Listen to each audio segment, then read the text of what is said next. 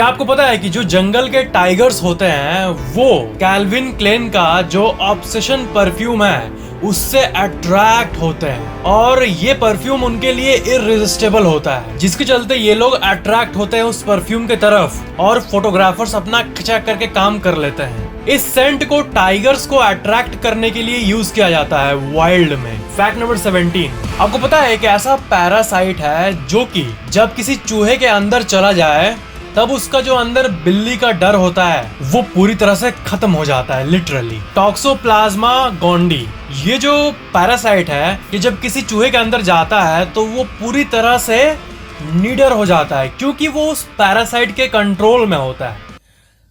Zombies, I mean you know the concept. Fact number 16, क्या आपको पता है कि जो कॉस्मिक रेज होते हैं, ब्रह्मांड के रेज, वो ब्रह्मांड में इधर उधर से आए हुए स्पेस से आते हुए रेज आपके घर में रखे इलेक्ट्रॉनिक डिवाइस को भी इफेक्ट करता है। बात यह है ना कि आउटर स्पेस से जो कॉस्मिक रेज आते हैं उसके चलते आपके इलेक्ट्रॉनिक्स के अंदर ग्लिचेस होते हैं और डिवाइसेस में बहुत सारे सॉफ्टवेयर एरर्स का कारण कभी कभी कॉस्मिक रे ही होता है और इसलिए कंप्यूटर के रैम के अंदर और बहुत सारे डिवाइसेस के अंदर ऐसे कई एरर करेक्टिंग चीजें को डाला जाता है जिससे वो ठीक हो पाए। It sounds like a what fact but it's true। Wikipedia पे इसका पूरा डिटेल दिया हुआ है। फैक्ट नंबर 15, मार्क ट्वेन जो कि एक राइटर थे, उन्होंने एक बार इंटरव्यू में ये कहा था ना कि जब मेरा जन्म हुआ था तब हेलिस कॉमेट धरती के पास से पार हुआ था 1835 में जब इनका जन्म हुआ था और सबके सामने ही उन्होंने ये कहा था कि ये जो हेलिस कॉमेट है ये अगले साल आ रहा है। तो मेरे को ऐसा लगता है कि मेरा मौत भी उसी दिन होगा, ऐसा मेरे को अंदर से पता नहीं क्यों गट फीलिंग आता है। वो ऐसा बोला, इस बात को उन्होंने 1909 में बोला था क्योंकि 1910 में हेलिस कॉमेट फिर से धरती के पास से पार होने वाला था। उन्होंने ये भी कहा था कि ये एक बहुत बड़ा डिसअपॉइंटमेंट होगा अगर मैं उसके साथ ही नहीं मरा तो। फिर वो हंसे, मतलब मजाक था क्या था किसी को नहीं पता, कि हेलिस कॉमेट के साथ आए थे और उसी के साथ चले भी जाएंगे, मर जाएंगे। बट 21 अप्रैल 1910 अगले साल ही, उनके बोलने के एक साल बाद ही वो एक्चुअली में मर गए। मीन्स उनका प्रेडिक्शन एक्यूरेट था। फैक्ट नंबर 14, हर कुछ को मापा जाता है, ठीक है। कैमरा का क्वालिटी मेगापिक्सल, भागने का स्पीड होता है इतना kilometre per hour, etcetera etcetera, ठीक है। तो क्लाउड का जो कंडीशन होता है आसमान में उसका भी एक मेजरमेंट होता है, उसे कहते हैं ऑक्टा। आपने सुना है ऑक्टा के बारे में? May be OKTA। और ऑक्टा जो होता है वो जो होता है ना पार्शियली सनी या फिर मोस्टली क्लाउडी आसमान, ये जो होता है इसका जो माप एक यूनिट होता है एक मापने का, उसे ऑक्टा कहते हैं। और आप सिंपली ये समझ लो कि 1 ऑक्टा मतलब क्लियर स्काई और ये जाता है अप टू 8 ऑक्टास और 8 ऑक्टा मतलब होता है बहुत क्लाउडी आसमान। तो क्लाउडी आसमान हाईएस्ट 8 ऑक्टा होता है, एक होता है सनी और बीच में जो होता है वेदर कंप्यूटर जो होता है प्रेडिक्शन वाला, वो ऑक्टास में कैलकुलेट करता है वेदर को। अमेजिंग। फैक्ट नंबर 13, आपने कभी ये देखा है कि ऐसा मेरे साथ तो हुआ है बट आप कभी नोटिस किए होंगे नहीं किए होंगे पता नहीं, कि क्या होता है कि जब प्लेन का टिकट के बारे में हम लोग सर्च कर रहे होते हैं कि इस डेट का प्लेन अवेलेबल है कि नहीं, तो ऐसा होता है कि अगर मैं जस्ट चेक करके रख दूं मोबाइल को, बुक ना करूं, तो थोड़ी देर बाद ही नोटिफिकेशन आता है कि प्राइस बढ़ गया है, हैज राइजन। तो ये कैसे होता है? मतलब उसको पता है क्या कि मेरे को इस डेट को जाना है और वो फेयर बढ़ा देता है। तो ऐसा बहुत कोई का कहना है कि जो हम लोग का ब्राउजर कुकीज और जो हम लोग का हिस्ट्री होता है, क्या सर्च करते हैं, उसके हिसाब से चीजों का प्राइसेस अप एंड डाउन होता है, जिसपे हम लोग ज्यादा डिमांड, जो हम लोग का हैबिट होता है ज्यादा खरीदने का जिस कैटेगरी में, उसका प्राइस अक्सर बढ़ा देते हैं वो लोग क्योंकि डिमांड और इंटरेस्ट ज्यादा है। सिर्फ हमारे एक्टिविटी के बेस्ड पे कि हम लोग क्या सर्च कर रहे हैं, कहाँ जाने वाले हैं, ये सब के बेस पे। तो कोई श्योर नहीं है कि एयरलाइन कंपनीज ये करती है कि नहीं, मे भी करती होगी, बट ऑफिशियली उनका ये कहना है कि नहीं, ये जो ऑफिशियल प्राइस होता है वही होता है। और अगर आप ब्राउज करने के बाद प्राइस बढ़ गया तो ये कोइंसिडेंस है, nothing else. But we need to doubt, we need to research. ऐसा लोगों का थ्योरी है कि वही एक्टिविटी के बेस्ड पे बढ़ जाता है। फैक्ट नंबर 12, पुराने जमाने के जो वाइकिंग्स होते थे, आपने इनके बारे में जरूर सुना होगा। ये पता है एनिमल को मार के उनके हड्डी से वेपन बनाते थे और उनका ये कहना था कि एक मजबूत लोहे के वेपन से ज्यादा ताकतवर एक जानवर के हड्डी से बना वेपन होगा, क्योंकि उनका ये मानना था कि जो जानवर का हड्डी होता है उससे बने वेपन में जानवर का ताकत, जानवर का स्पिरिट, जानवर का एग्रेसिवनेस, जानवर का ऑरा, जानवर का प्रॉपर्टी, जानवर का जो एक एज अ होल जो एक पूरा एक वाइब होता है वो होता है इसमें। पुराने जमाने में तो साइंस उतना था नहीं, वाइकिंग्स के जमाने में, ठीक है, तो एक्चुअली वो लोग सही थे और लोहे से ज्यादा मजबूत उनका यही वेपन बनता था। तो क्या है कि वो लोग लोहे के साथ साथ उसमें हड्डी भी मिलाने लगे और मिक्स करके वेपन बनाने लगे और इससे वो वेपन स्ट्रॉन्गर होता था एक्चुअली में, क्योंकि जो बोन्स के अंदर जो कार्बन होता है वो जब आयरन के साथ जब एकदम कपल होता है तब एक प्रिमिटिव वर्जन ऑफ स्टील बनता है लिटरली। और ये अननोन थे, उनको लगता था कि एनिमल का स्पिरिट आ गया है, शेर का एनर्जी आ गया है उसमें। Fact number 11, private island. जिस तरह आप ऑनलाइन सामान खरीदते हो, आप कुछ भी खरीद सकते हो, क्या आपको पता है कि ऐसे कई वेबसाइट्स है लिटरली जिसमें आप प्राइवेट आइलैंड्स खरीद सकते हो। जैसे मैं एक ऐसे ही रैंडम वेबसाइट पे ब्राउज कर रहा हूँ, आप देखो ये ब्लू आइलैंड $75 मिलियन, और इसको ऐड टू कार्ट करना है आपको, चलो कर लेता हूँ मैं ऐड टू कार्ट, मजाक कर रहा था। हाँ, तो मैं ये कहना चाह रहा था कि ऐसे कई वेबसाइट है जिसमें आप जाके आइलैंड खरीद सकते हो लिटरली। फैक्ट नंबर 10, हर साल का जो कैलेंडर होता है 2018, 19, 20, 21, 22 जो भी है, उस साल का जो कैलेंडर होता है वो ना ऐसा बहुत बार कोइंसिडेंस होता है कि इस साल का जो कैलेंडर है वो पहले के किसी साल से एग्जैक्टली मैच करता है, संडे मंडे के भी मामले में और बाकी मतलब सब कुछ के मामले में एकदम डिट्टो है वही कैलेंडर। जैसे साल 2021 का जो कैलेंडर है ना, वो उसके बदले आप साल 2010 का कैलेंडर भी यूज करोगे तो आप सही कैलेंडर यूज कर रहे हो, क्योंकि वो उसका लिटरली कॉपी है। साल 2021 में आप साल 2010, 1999, 1993, 1982, 1971, 1965, 1954, 1983, 1937 एंड 1926, इन सब कैलेंडर का ईयर ये पूरा डिट्टो है 2021 का। We can reuse it। और भविष्य में भी होगा, पता है, साल 2021 का कैलेंडर जो है वो साल 2027 में यूज हो सकता है। साल 2038, 49, 55, 66, 77, 83, 94, 100, 106, 117।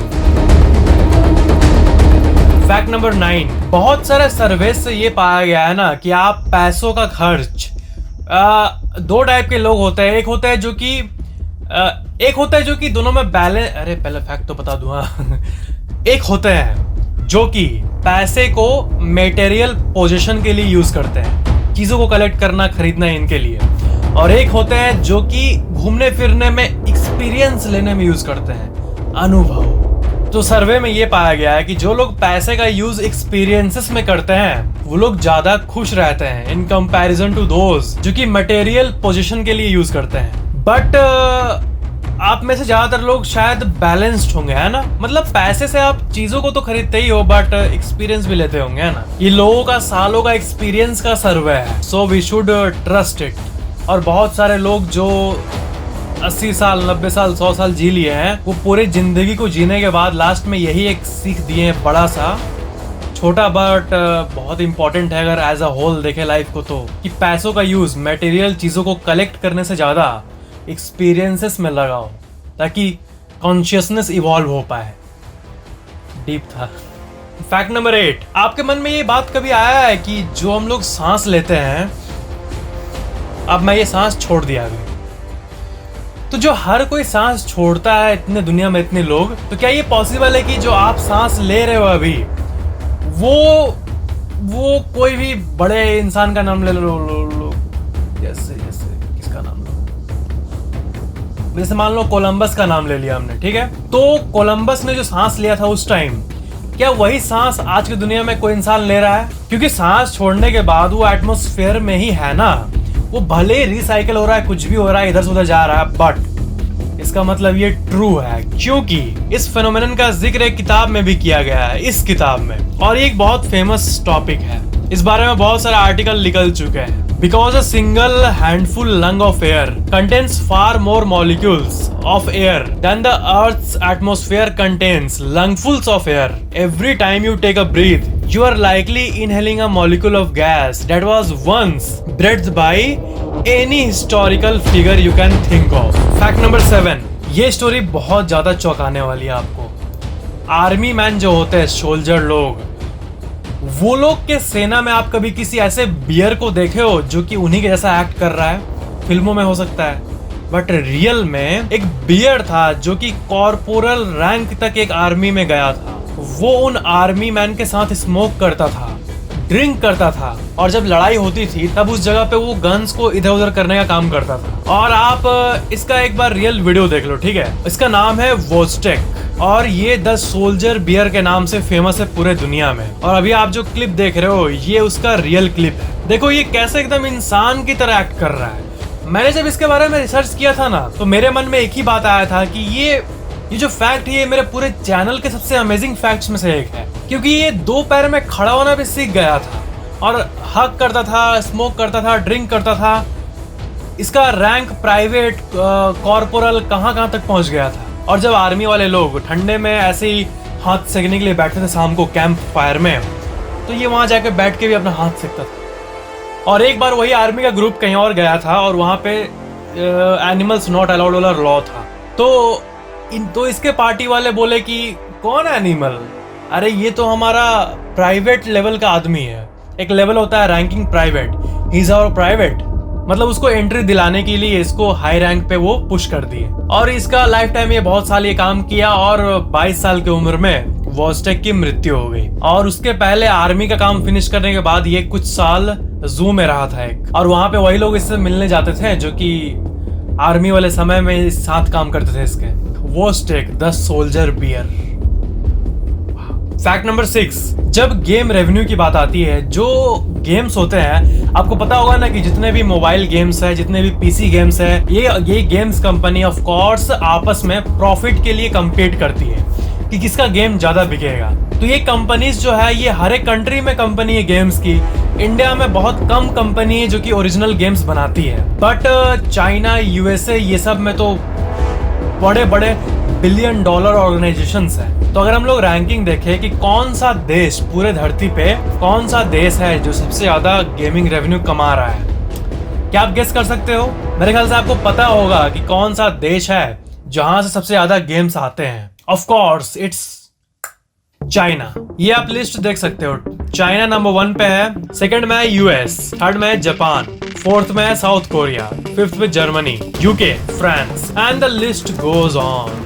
फैक्ट नंबर 5, एक फोबिया है, आपको पता है ना, हाइड्रोफोबिया, पानी का डर, ये फोबिया उसका डर, फोबिया।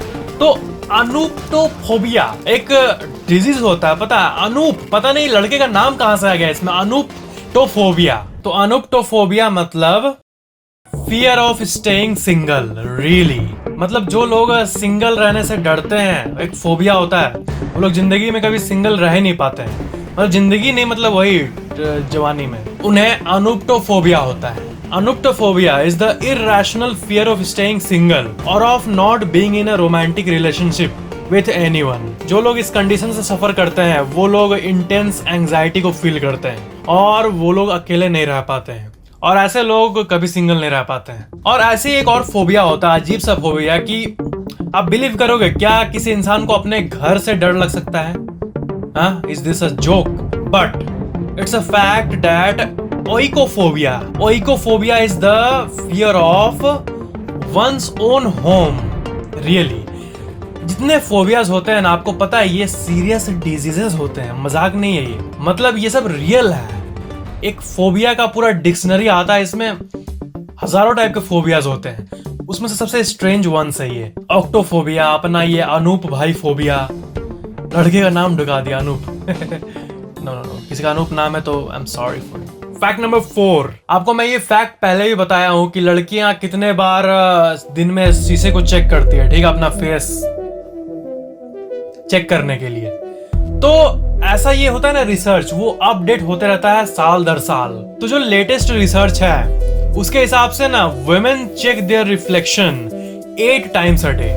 ये 8 टाइम वाला आर्टिकल आपको गूगल में बहुत सारा मिल जाएगा। मतलब एवरेज यही है कि लड़कियां दिन में अपने फेस को 8 बार देखती है।